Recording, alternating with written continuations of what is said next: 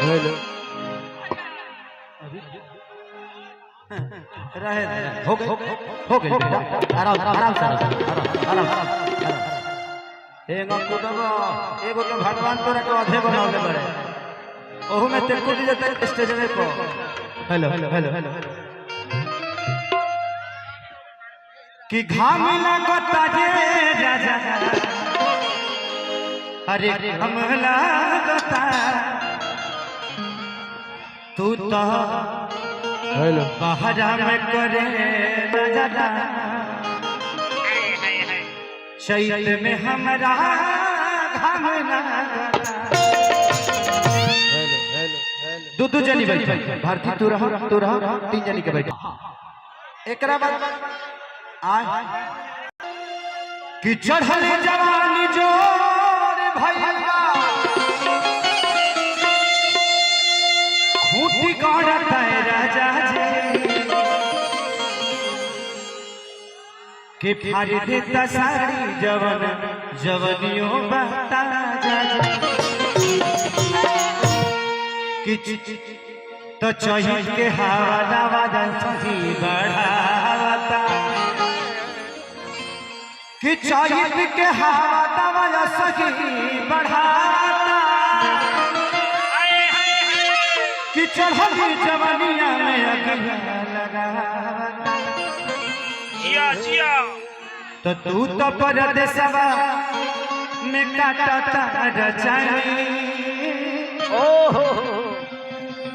बिगड़त मन जब खेसरिया चैत गावता। चलिए हम लोग उपलक्ष्य में आए हैं, चैता का माहौल है तो मौसम के चीज हर आदमी के करे के चाहिए। आज दुल्हा दुल्हन की या बेटिया पक्ष या बेटा पक्ष दोनों की सलामती के लिए हम सबकी दुआएं हैं। कैसे ही संजय भैया का परिवार और बेटा पार्टी का परिवार दोनों ऐसे ही कुशल पूर्वक रहे और ऐसे मंगल कार्य होते रहे। एको बढ़ा देवे का हेलो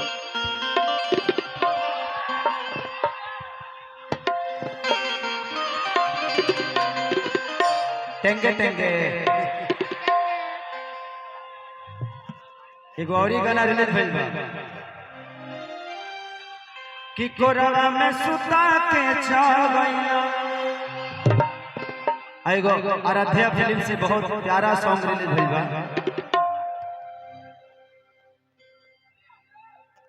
कि पतरी कमर तोर पतरी कमर अछुवला पला तमवला उसके बाद टेंगे टेंगे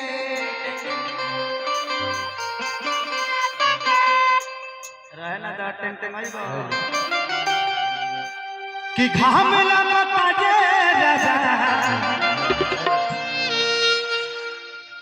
रे तोरा माई के रे हलगड़ा बुझाते जे डायरेक्ट सौरी में से ही किया गइल बा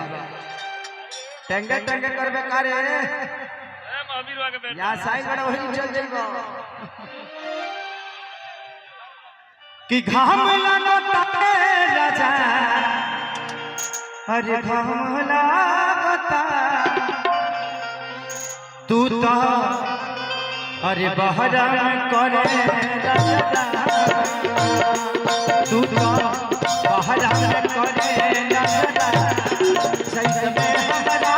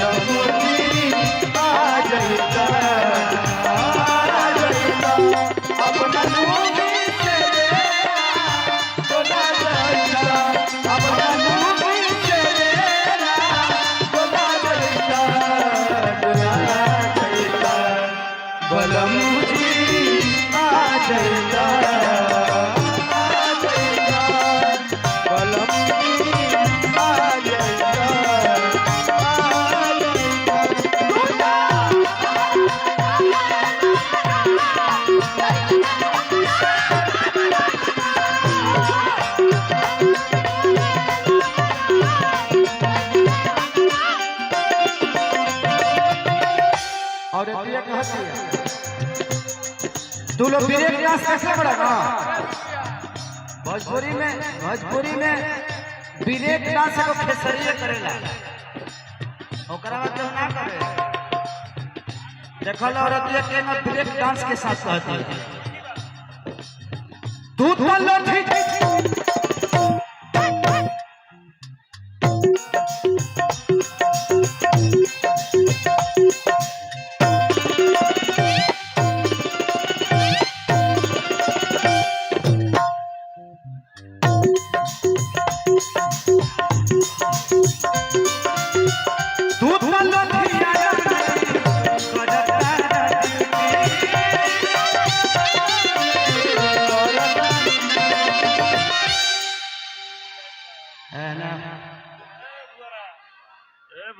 तोरा माई के का नाम हो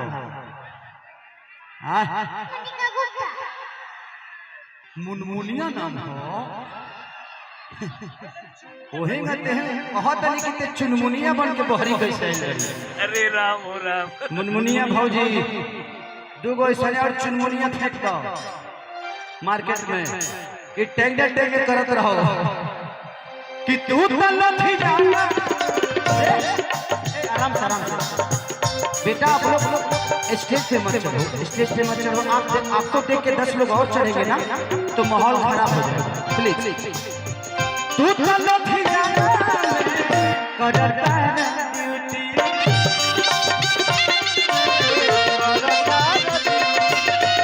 पछुआ के हाथ बिगाड़ देता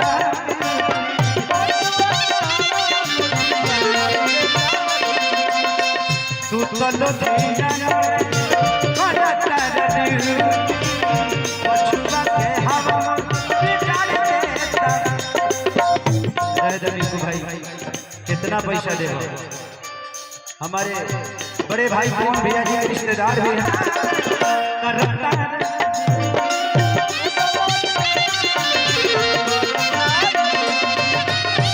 आज मैं यहाँ पे आया भी तो उसमें हमारे मेघू भाई का बहुत योगदान है DDR जो कि हम सबके साले हैं ऐसे हैं ये ब्राह्मण मेरे साले नहीं बल्कि हमारे बड़े भैया बुलबुल भैया के साले हैं तो उस नाते से मैं भी इनको साला ही बोलता हूँ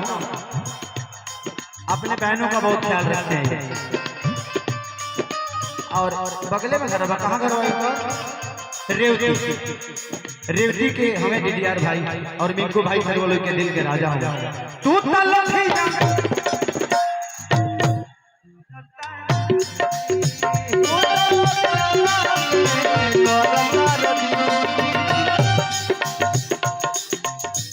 पछुआ के हवा मोर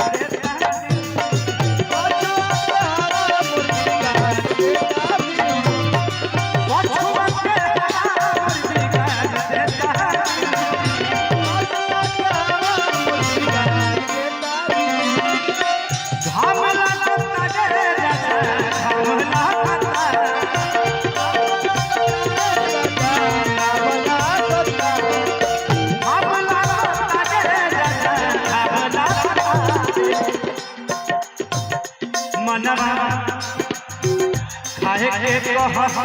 पाकला मनवा खाए के कहता पाकल जा चैत में हमरा हमला करता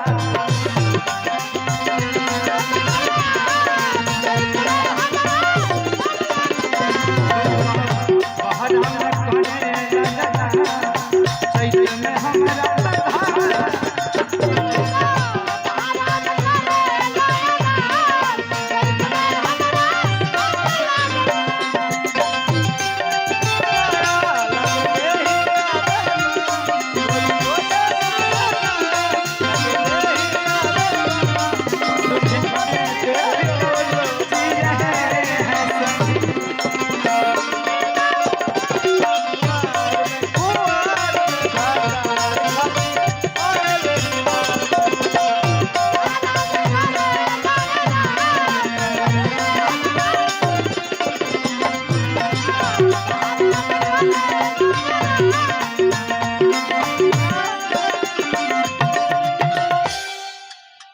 रोज करना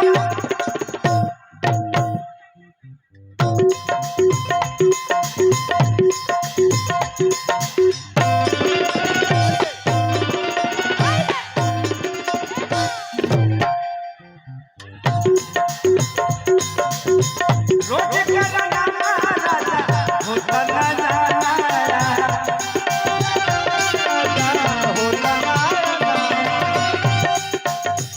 रोहर के फूटी से सफार दाता सा रोहर के फूटी से सफार दाता सा